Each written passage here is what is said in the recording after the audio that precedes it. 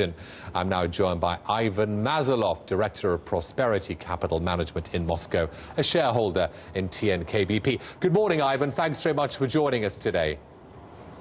Good morning, Mark. Ivan, as a shareholder in TNKBP, do you approve of this deal?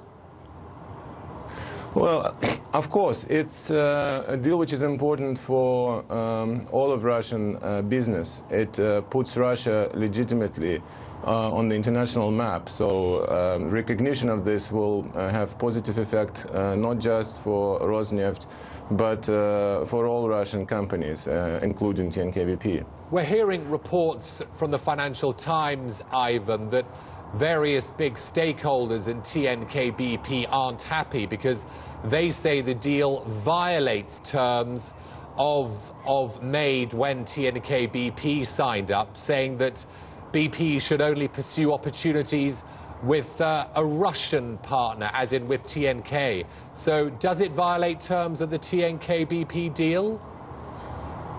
Well, one will have to read into the small print of the shareholder agreement. At the moment, we hear that TNKBP Russian partners are not happy with it, but I'm pretty sure that BP has considered this, and obviously TNKBP shareholders will, have to somehow put this into context of overall Russian business interests. You've had dealings, Ivan, with BP's CEO Dudley in the past.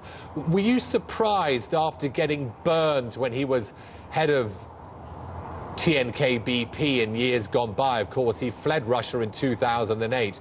Were you surprised that he's been the man that's driven this deal through? Not at all, actually. Not at all surprised.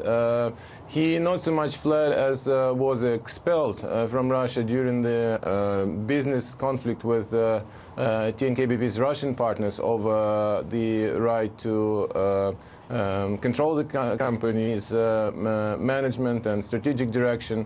But in all of this, Dudley has been able to remain emotionally very stable and keep his personal experience separate from the business interests of his company, which I believe are very well served by this agreement and the decision to commit more strongly for the business development in Russia. What was your impression of Dudley, when you met him a few times over the years, and how do you think he's dealt with the post-Gulf of Mexico oil crisis? How do you think he's faring so far?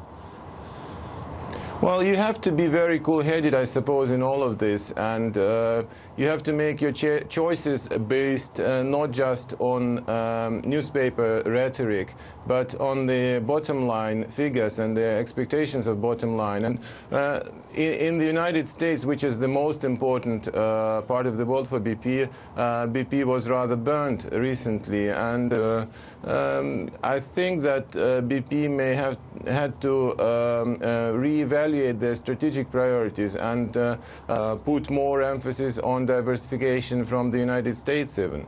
Do you think, do you think, Ivan, sorry, last question, do you think that this is the first deal of its kind, isn't it, between a state-owned oil company and a big international oil company? Do you think we're going to see more of these sort of deals in the future? Definitely.